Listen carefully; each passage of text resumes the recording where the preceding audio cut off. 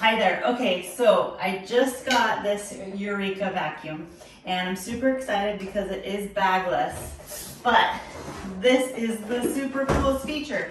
So the cord goes here and you just pull it out, and guess what? You're done using it. What are you gonna do? You know, wind it around something? Nope.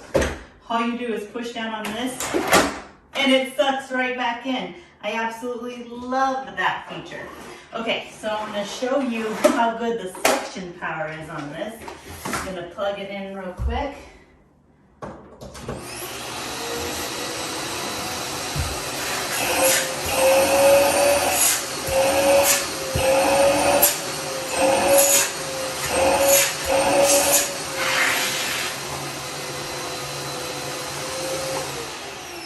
Okay, that is really good suction, and I didn't have either of the attachments, but I love that it has this, so I can do the stairs and do the rest of my vacuuming with this one.